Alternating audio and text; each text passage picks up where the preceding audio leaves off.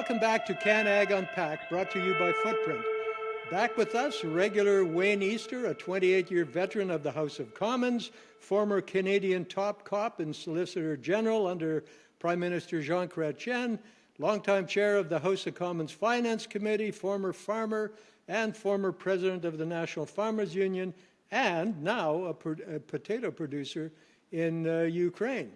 Our special guest today is Massimo Bergamini. He is the Executive Director of Fruit and Vegetable Growers of Canada. Welcome here, Massimo. Thank you. Thank you for having me. You know, Massimo, before we go into your sector, how about tell us a little bit about yourself? You haven't been Executive Director for that long, I don't think. Where did you come from? Yeah, I think just under 9 months or so. So I'm brand new. So I grew up on a vegetable farm in Quebec in the Montérégie region, just southwest of Montreal. I lived there for about 10 years. And I've worked in politics. I've worked in government, association management for many years. In fact, I worked for the former Minister of State for Agriculture and Fisheries and Oceans, Fernand Robichaud, who was a colleague of Wayne's. So I've been around the block a few times when it comes to associations, when it comes to public policy. And in fact, I was kind of semi-retired when I got a call about this opportunity with the Fruit and Vegetable Growers of Canada last year. And for me, it was a kind of an opportunity to give back to a community that was very good to me and my family, and also contribute because of my background and experience in association management and public policy, contribute to addressing perhaps some of the long-standing issues that the sector faces. So that's how I got here. Well, if you were in politics, you're certainly familiar with Wayne Easter. Absolutely. He was never a shrinking violet when he was on the Hill. We had Charlie Angus on earlier this week, and of course those two used to throw things at each other in the House of Commons because they sat quite close together. So yes, I'm sure, and you would have also been well familiar with the farm organizations and the agricultural politics in Canada as well. So Absolutely. Yep.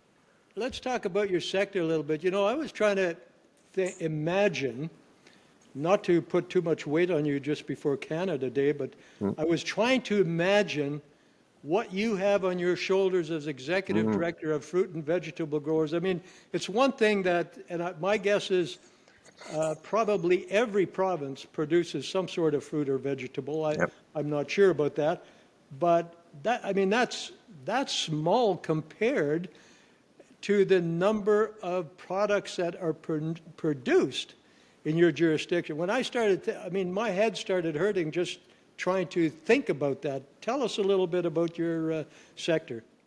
Yeah, you're absolutely right. It is an incredibly diverse sector. I think you can sort of safely say that certainly in every province, not in every territory, but certainly in every province, there are fruit and vegetable growers.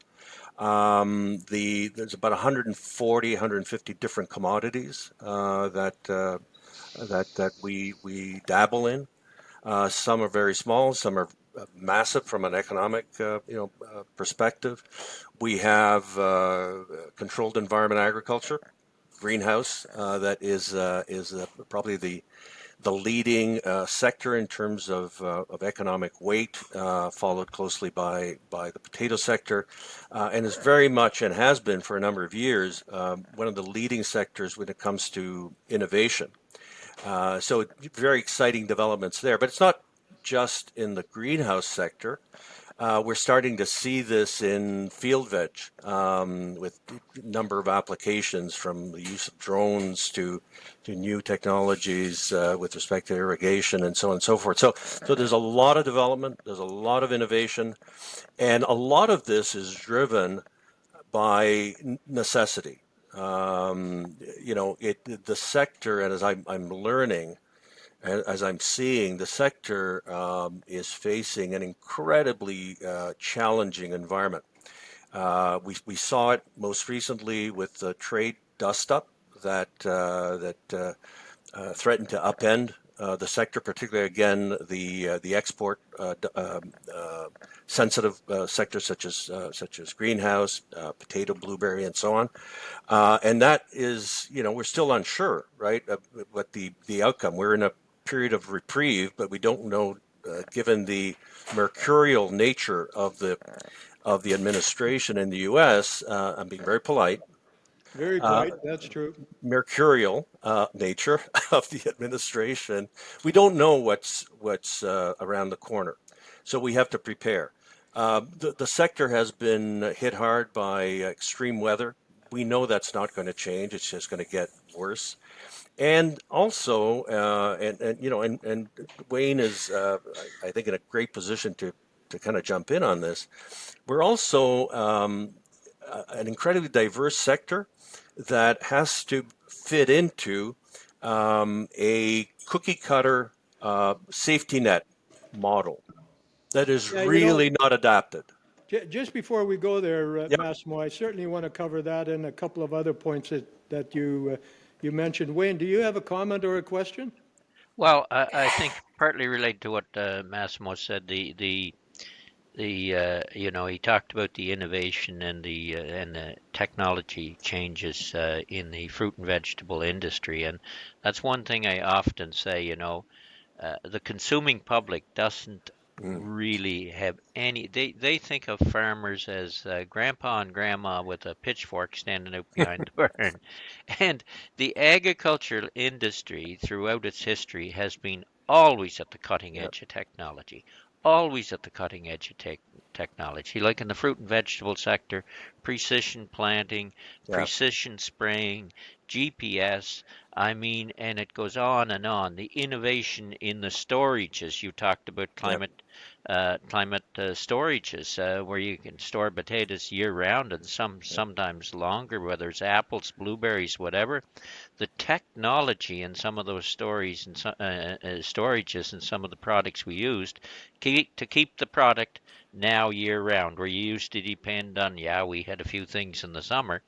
Now you can really get Canadian products year round. And the last thing I'd mention, Bob, is what I've really seems interesting. Go in a grocery store, at least here in PEI, and I think it's the same everywhere.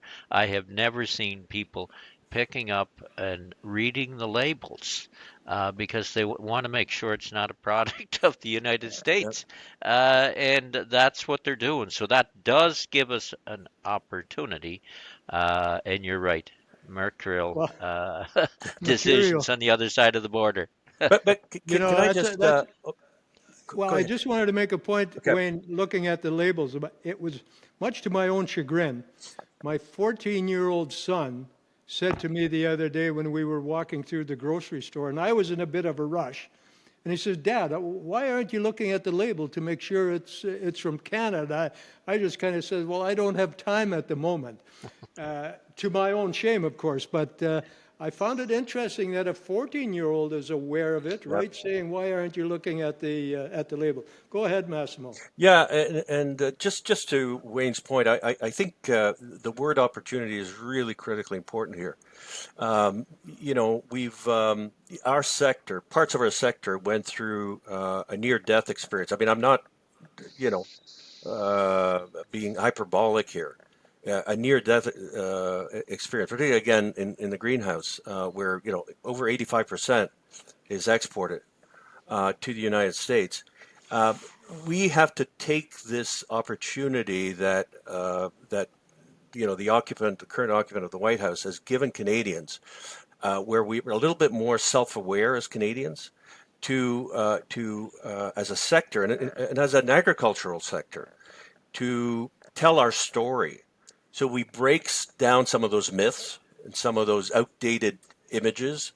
I'll give you an example. I worked in the trucking industry for the association years ago, and we had a campaign. I'll designed to kind of break down those myths as well. And it was pretty simple. It was there were we bought advertising on highways and so on and so forth. And the slogan is simple. There was a picture of a baby.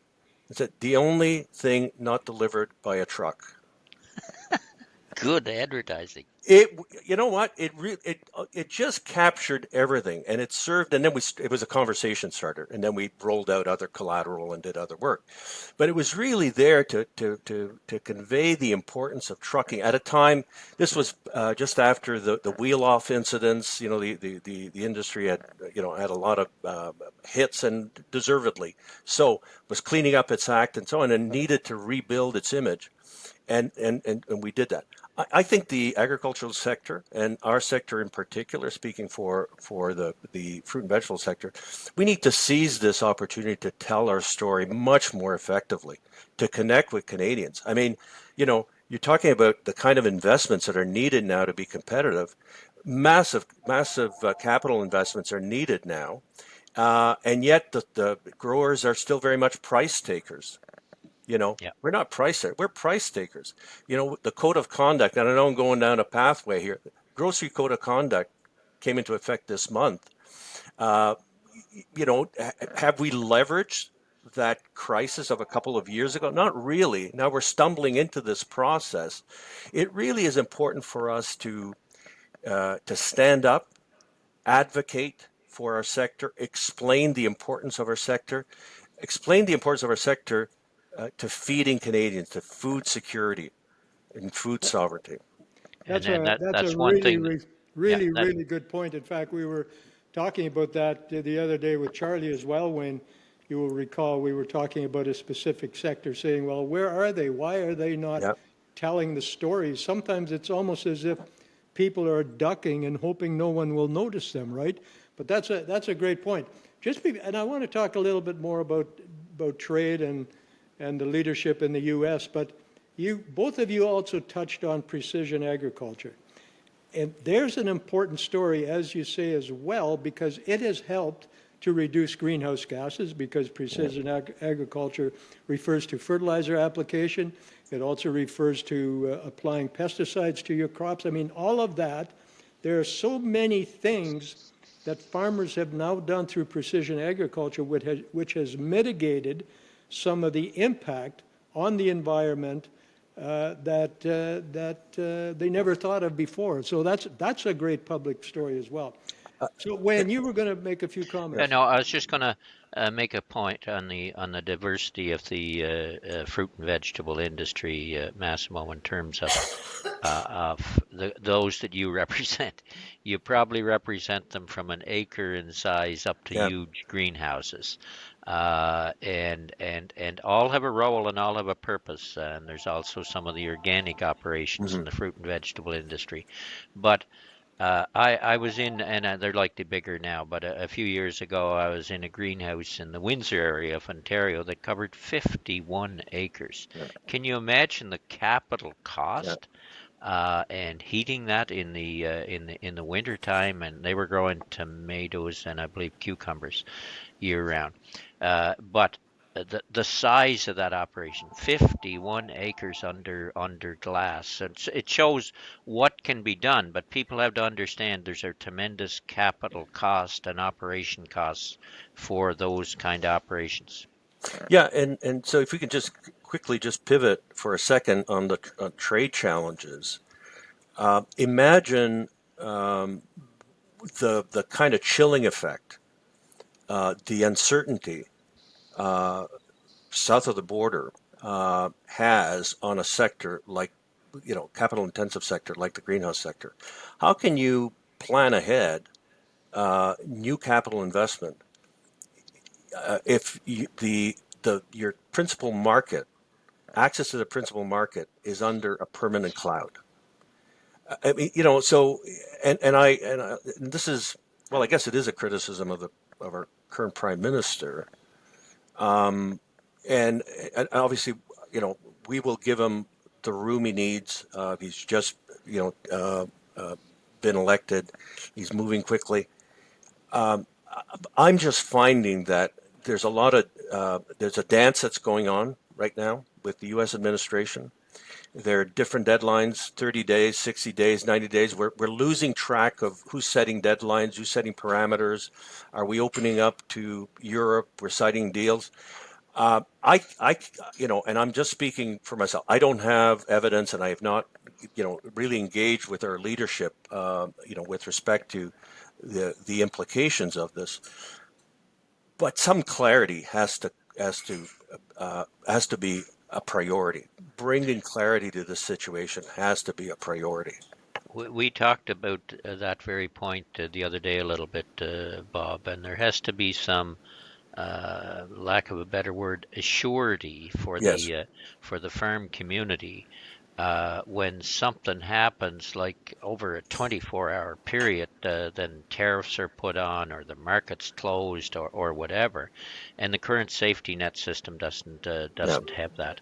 And whether you call it a disaster program or whatever, but there has to be some assurance, in my view, in these kind of geopolitical times, I guess, that the government is going to be there immediately with support, so that a grower, whether it's whether it's in vegetables in Ontario or potatoes in PEI, that you're going to be able to financially manage that crisis while negotiations are taking place to sort it out. There's You got to know, be that surety there.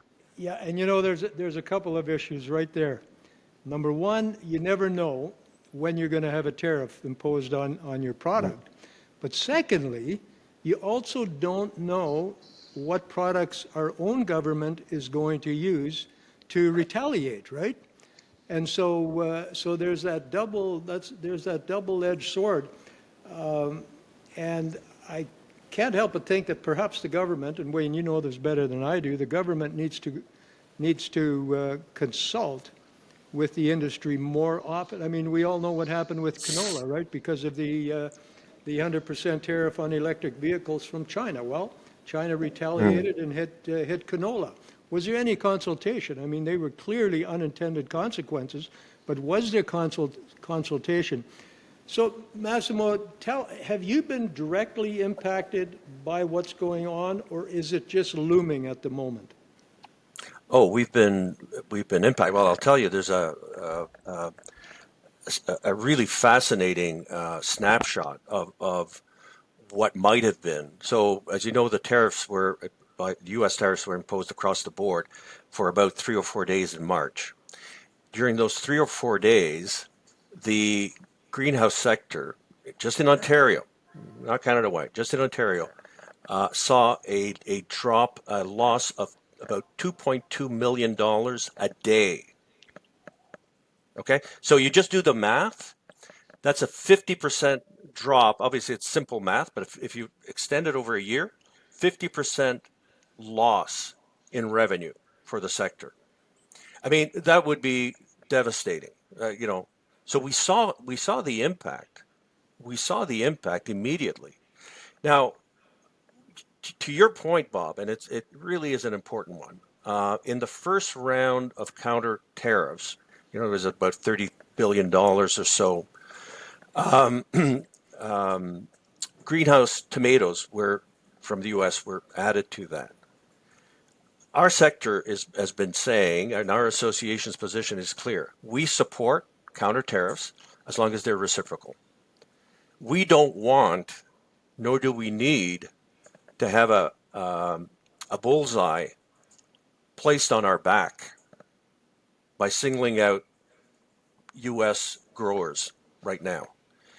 That's an example of decisions that were made in certainly the heat of the moment, in the very that the government has been unable or unwilling to reconsider. And I get it. There are negotiations that are taking. I get all that, but that goes back to what I said. We need to be better informed. We need to be better engaged. We need to be full partners. We're adults, right? We need to be full partners in these discussions. And right now, the sense is that that's not happening. And our sector is too important to Canadians and agriculture in general is too important to the well-being of Canadians. Look, I mean, I don't think there's anything more important for communities, for families, and for nations than food security. There's housing, lodging, and food security. The two most important things. And yet, do we feel like we're partners? No. I wouldn't say we're pawns, but there isn't that kind of engagement that one would expect to see, the kind of Well, back and forth that is needed in these kind of situations. I a don't. couple of points on that issue. Number one, the one thing Trump doesn't understand is that reciprocal tariffs at 0% is the same as reciprocal tariffs at 20% and vice versa, right? He doesn't get that. No, no. But secondly, you're right, and Wayne has made this point, and I'll go to you right away, Wayne. But you've made the point many times that the agricultural department doesn't have the wherewithal to do this in a good way, in a positive way, to do what Massimo was actually talking about, and that is really represent the agricultural sector, know what they're doing, and know where agricultural sectors are sensitive. Go ahead, Wayne. Well, no, what I was going to say, and I think you make a great point, Massimo. I just can't think of the name of the committee that Trudeau appointed and Kearney kept. But Yeah. there's leaders from the industrial sector on there, the car sector, et cetera, et cetera. I don't know. Is anybody on there from the agriculture sector on that committee? There should be. That's a 100%. request that, in fact, I'll be talking to some of them, and I'm going to push that a little bit. I'm going to be talking to the PMO tomorrow. Uh, that there should be somebody on there because I would think it's a case of not understanding and getting overlooked. And we shouldn't be. And to Bob's point in the agriculture department, agriculture and agri-food, they are not, in my time in Ottawa, and I was there 28 years, they're not aggressive like some other departments are. They're not Yeah. just, you got to be around that cabinet table and you got to pound the table. This is in all our interests. So I think there definitely should be, that's a shortcoming. There definitely should be somebody from the agriculture, one or two from the agriculture sector, on that committee to say, look, if you make this decision, here's the kind of impact it's going to be. So, what about provincial trade, interprovincial trade, Massimo? How are you faring there? And will this spirit of more free trade between provinces, will that help you, or will that? It's not really an issue. In terms of internal barriers, it really isn't an issue. There's some irritants and some issues at the margin. Not a big one for us, one way or the other. What I would say is that we do need to invest, and not just the government, but as a sector, we need to get out of the comfort zone of having the U.S. As our principal trading partner and explore new markets. I mean, we absolutely have got to do that. And there are, as I understand it, the notion that the perishability of fresh produce is a major problem. It is an issue, but we technology that's available to us now. There are ways of packaging, of refrigerating, and so on, so that we can get fresh produce to the four corners of the earth. We don't have to go to the four corners of the earth. We can expand our access in Latin America, in the Caribbean, and so on. We do need to explore that. I noted with interest and that the government had topped up the agri-marketing funding. Agri-marketing is an interesting one. It's really up to the sectors to take the initiative and use that. So that's where we have to take some ownership of the issues and some ownership of the possible solutions and be aggressive and innovative and find ways of diversifying our market. Having said that, the principal export market will continue to be the U.S. So we do have to figure out our differences and land on some greater, a more solid footing with respect to Canada-U.S. trade relations. Okay, you've both also touched on farm safety net programs, and we don't have to spend a lot of time on it, but in your case, it must just be a nightmare, Massimo, because a raspberry or a cranberry grower in BC probably needs something a little different than the canola grower in the 100%. prairies or the potato producer in PEI. How do you handle that? Is it doing a good enough job? Is it providing a No. Band-Aid or is it a failure on that front? You know what? And we've done we published a major report on that. And one of the key findings was that we need to move away from the the cookie cutter approach. And I understand from a policymaking perspective, it's not easy to have targeted programming, but we need to explore what that could look like. That's one. Two, we need to move away from a risk management model, which is essentially an insurance model, to a business risk mitigation and management problem. So from a BRM to a BRMM. That's really important. I mean, if we want to maintain the long-term sustainability of the current model, we need to reduce the what is now a growing risk exposure for across all commodities. The best way to do it is to invest in risk mitigation strategies, sort of hardening strategy. We're doing it in other sectors. Let's do it for agriculture. One of the things that we heard from folks that we consulted on this is that is also those kinds of investments would be one way of getting around some of the NAFTA and GATT concerns that have been raised, right? That those would be acceptable. So, talk about a win-win.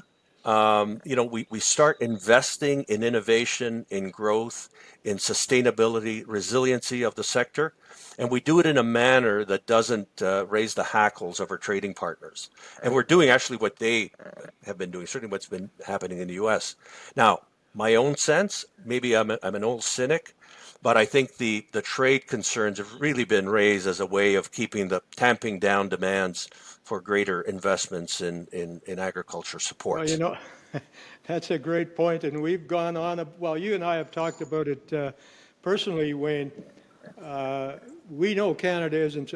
I mean, the WTO basically, the disciplines that the WTO by consensus was supposed to impose on countries is basically blown anyway because of the U.S.'s treatment of the WTO and the fact that they've also blown the roof off domestic spending. But Canada, clearly, even if Canada wants to fall within the disciplines of the WTO and within the entitlements that they got from the WTO to spend on domestic support, it's got at least $3 billion That's right. that it can still spend, right? And so there is that. But what scares me, and this may be a lose it or use it situation, what scares me is when Carney starts talking about there's no question that defense spending is going to mean cuts in other areas. And if that means cutting in agriculture, it's easy for the PMO to look at agriculture and say, oh, you guys aren't spending the $3 billion you still have room for. We might as well use that. Wayne. Yeah, no, there is a real danger there because in terms of some of the spending that Carney has announced, there is going to be an impact, and they are going to have to find efficiencies in the system or cut back some areas. And there's lots of areas they can cut back spending. In my view, they could cut the bureaucracy at the management level by a third, and they wouldn't even be missed. You'd save a lot of money there. You sound like Doge, Wayne. No, I'm been honest on that. When I first started, there was one manager for every 7 employees. That was 1993. Now there's one manager for 3. I mean, come on.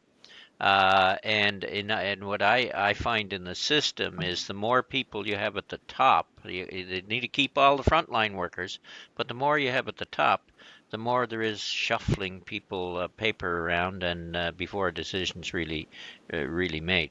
But a point I was going to make is that on the safety nets, one size fits all no longer works.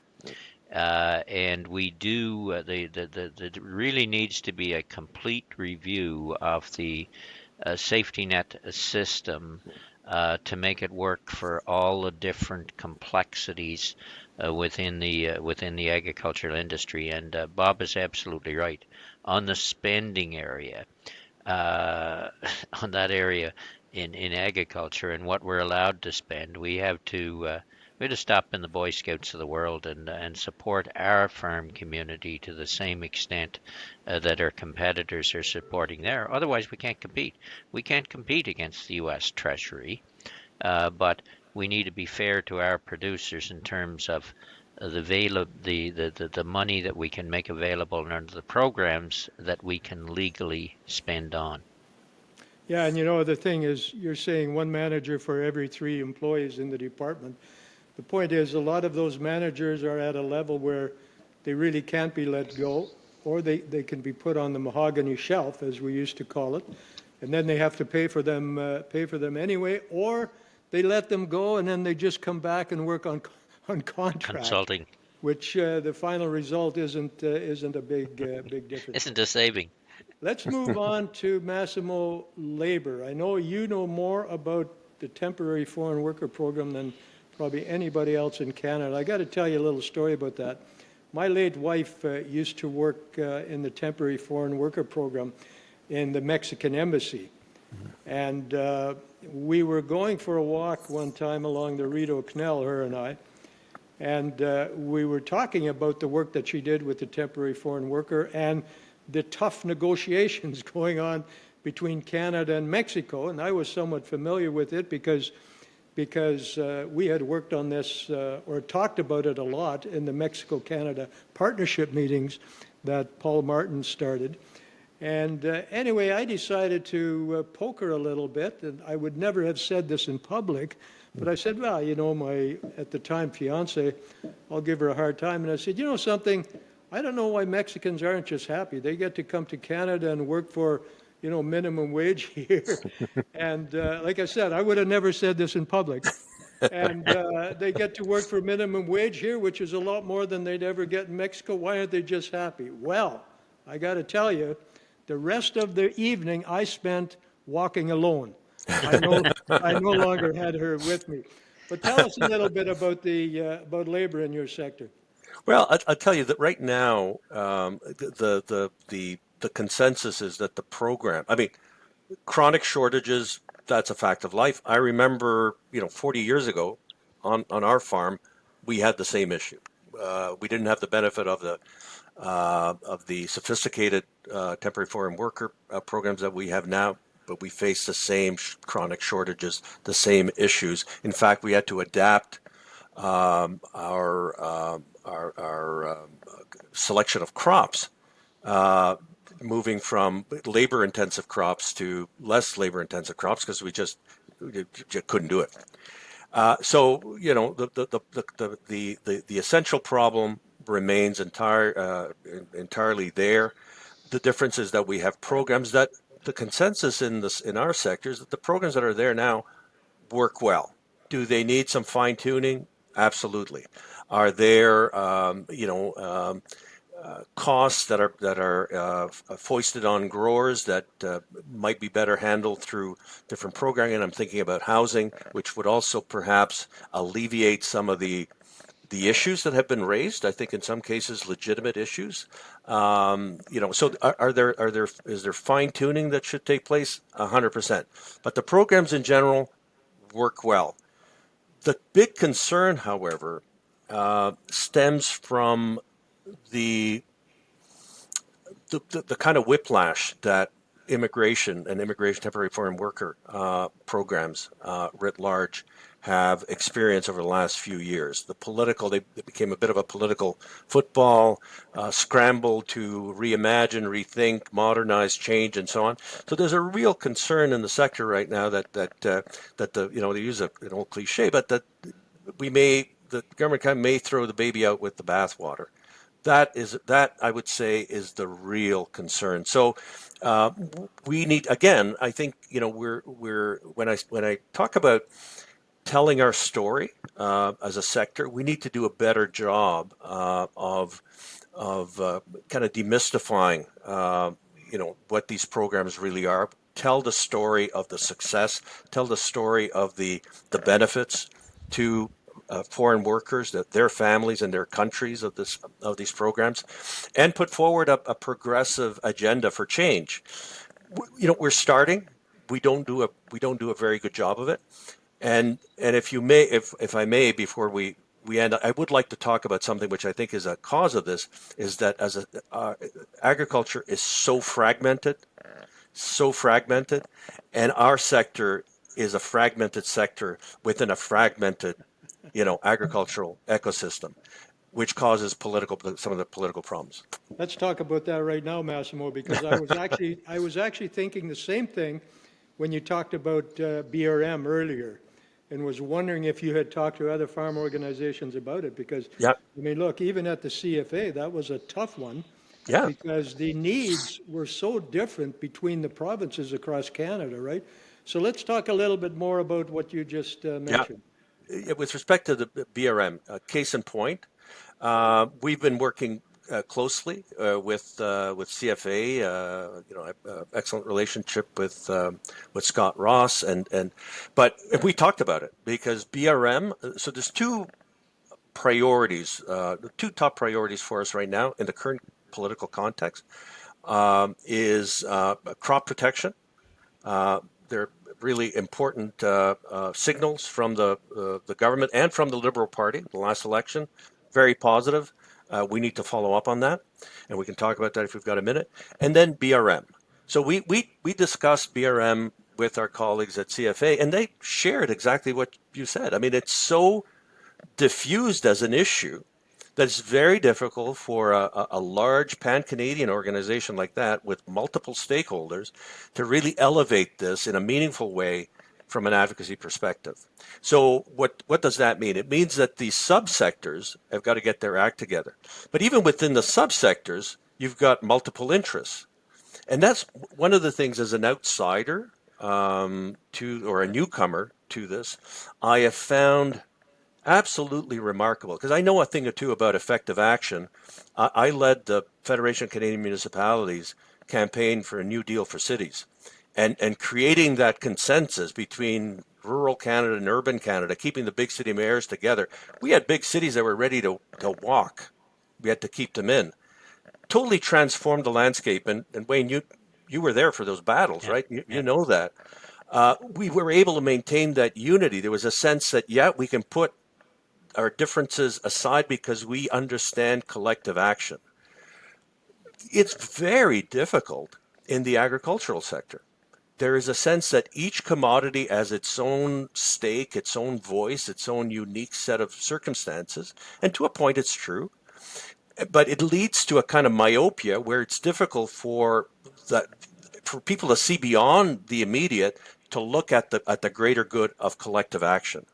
And I say until agriculture gets its act together, it will struggle.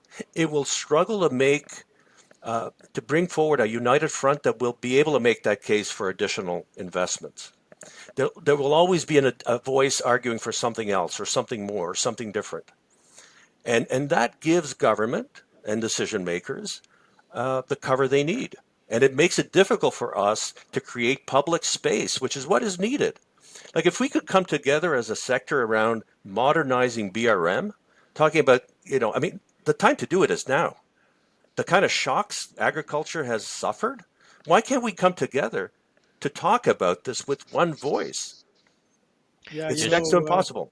there if was I could, never, I'll go to you in a bit, Wayne, there was never a better day at CFA than the end of the day where members had compromised to come Hmm. to a consensus on an issue. I recall one CFA committee, safety net committee meeting I chaired at CFA, and it was getting quite vocal and quite harsh and almost acrimonious.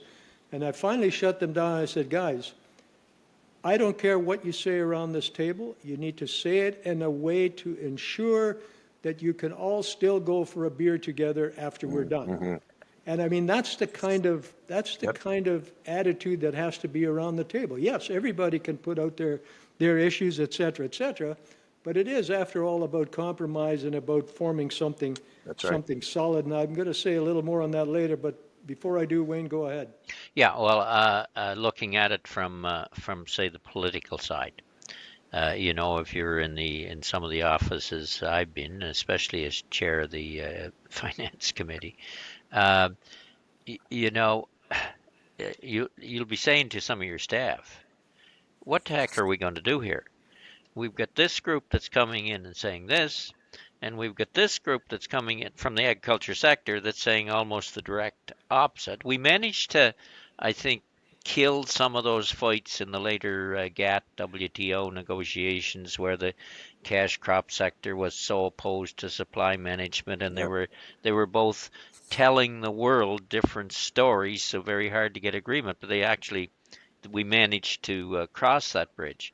But if you're a cabinet minister in Ottawa, it is extremely important for the agricultural industry to come in with relatively the same Yep. message, because you may, as a political player, want to you want to do the right thing, you want to make a decision, but it makes it extremely difficult when there is these competing or diverse voices saying nearly the opposite things. And sometimes what will happen, I know around the cabinet table, um, a group in the agriculture sector that say, well, that group's getting a little better benefit.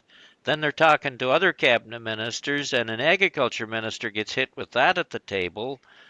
Well, I just met with so and so, says the minister of industry, who's not saying what you're saying, Mr. Minister. And so, one voice, at least close to one Yep. voice, where there's unity on from the farm sector before you get to the guys who are going to make the decision on agriculture policy. And that's exactly the point I was going to make. We used to have a minister's appointed safety net advisory committee, and everybody was on it. All the sectors, cattle, pork, I'm sure horticulture was on it, and it was a great committee. And that committee often, after hashing it through and battling, issues and each other on issues, it would come to a consensus. And I believe, and it was co-chaired by myself, and well, it was technically the minister, but normally Doug Headley was co-chairing it with me. But I am convinced that when Chuck Strahl was the minister, and by the way, I think Chuck Strahl was a great minister, an excellent minister, but he dissolved that committee. And I don't think it was Strahl that did it. I think the department was uncomfortable with the farm community building so much consensus that left them Sure. no wiggle room after a recommendation, right? Good Go ahead. point. All right, anything else on that, Massimo? No, I mean, look. I think it's a fundamental challenge of the sector. It is it's at the core of the difficulties the agricultural sector has elevating its agenda in a way that can compete in really crowded times like as we are today. And I really share Wayne's concern. We you know, we were extremely pleased with the Liberal Party's commitments. In fact, I would say, and we did a little bit of analysis, the Liberal Party's agriculture commitments in the last election were probably the most robust agriculture commitments of any party platform in the last 20 years. So really positive stuff, and particularly for the hort sector, a lot of stuff that where our priorities were captured in language. So that was really great. Well, I mean, it was like a lifetime ago. We're talking 5%. We went from 2% GDP on defense. Now it's 5%. To your point, what does that mean for other priorities, other issues that require investments? It makes all the choices more difficult. So unless we are we seize this opportunity and seize the moment and understand that we're competing against a massive interest and equally important priorities, we're going to be left behind again. Well, I think there's another point that needs to be made there, Massimo. First of all, I would say the one to thank mostly on that policy in the last election is Cody Blois. Yeah, I know. Cody is an I know. absolutely excellent writer, and he pulls things together Yeah. too well. So people should know that, and he's a good player. But on the where's the money going to come from, and how could we be agriculture sector be uh, maybe not forgotten about, but not getting where we need to be. First of all, the 5%, we have to be very careful on that, and I wish the government would have communicated it differently. It's really Yeah. 3.5% for NATO, and the other 1.5 are things that we can do within the country that will create some economy within Canada. But I think our argument from the agriculture sector has to be government, you're going to need 3.5 spending for NATO in terms of defense. The investment that you can make in the agricultural community and the protection you can give us through better safety nets is what is going to help you find the money to be able to pay that 3.5%. We're a contributor to the economy. Yeah. Any investment in us is going to bring dollars and jobs and economy back to the country as a whole. you talked about Cody Boyes. My guess is the reason why Cody Boyes wasn't reappointed as Ag Minister is probably the same reason why we don't have a Safety Nets Advisory Committee anymore. You're But probably right. I was there when Paul Martin, as Finance Minister, got the orders or ordered every department to cut by 10%. That was tough. And I mean, everybody in agriculture was trying to figure out, well, where can we give 10%? Unless there's something more on that, and I mean, we're almost out of time. What about pesticide issues, PMRA issues? Do you Yeah. still have a neonic issue? Can we finish that discuss? Well, no, it's probably take another whole podcast, but a few minutes. Go ahead, Massimo. Yeah, yeah. Look, absolutely. Thanks for bringing that up. I mean, that's as I said, we have two top priorities, and pesticides. I would say right now is the number one because we're so close to getting some meaningful change. Specifically, the commitment to revise the mandate of the PMRA over the last decade or so. It really has operated on a human health, public health, environmental lens, adding a food lens to it. And and food lens is just words unless there's real accountability and transparency. Let's get that right. That might mean moving it back to CFIA or ag or they may require machinery of government decisions, but just that is number one because things have ground to a halt and the impact of its the glacial pace of decisions, the glacial pace of innovation in this area has real life impacts for our growers in our fields and our ability to produce quality food for Canadians. So that's one. The other part, which is important, the PMC, the minor use, you know, uh, investments in innovation and so on through the Pest Management Center, its funding has been frozen for 8 or 9 years. So it lost, in terms of purchasing power, 2 to 3 to 4% per year over that time.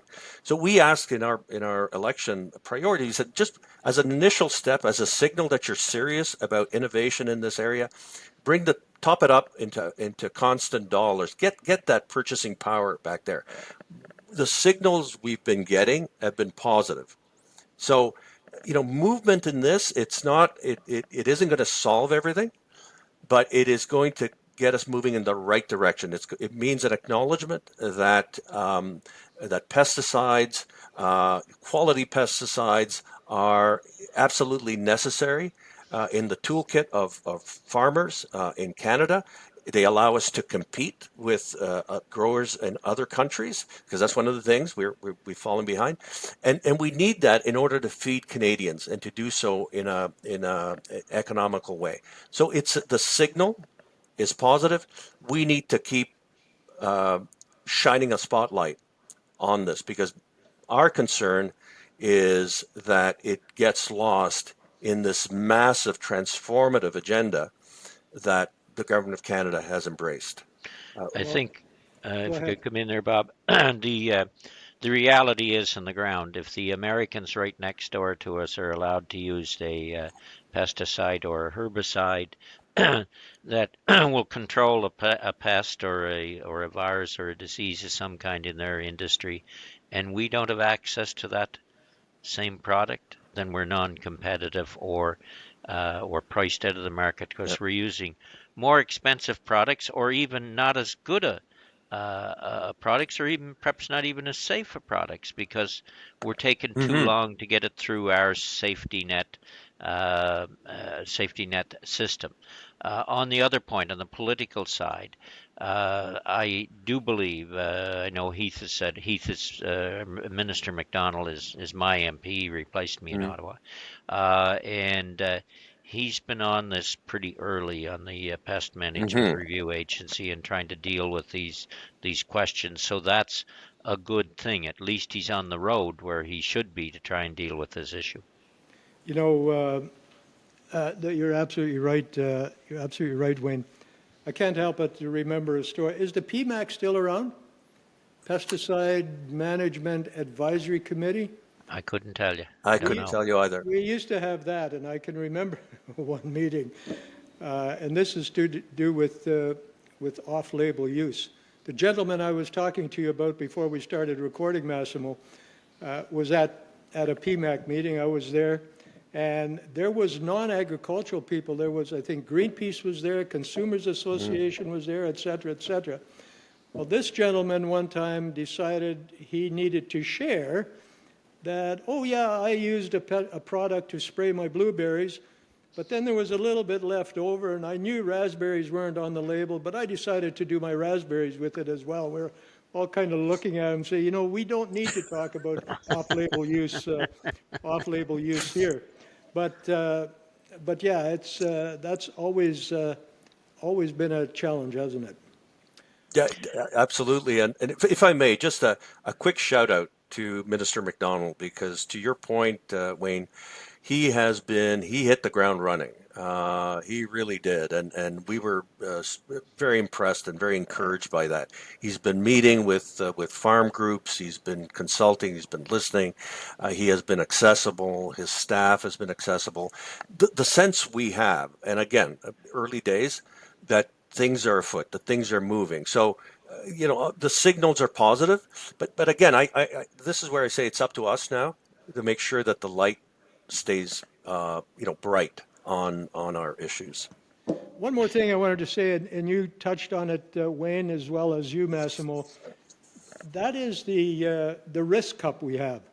What really used to annoy us is if the risk cup was filled by imported product, and then because of that, farmers weren't allowed to use the product on their own production.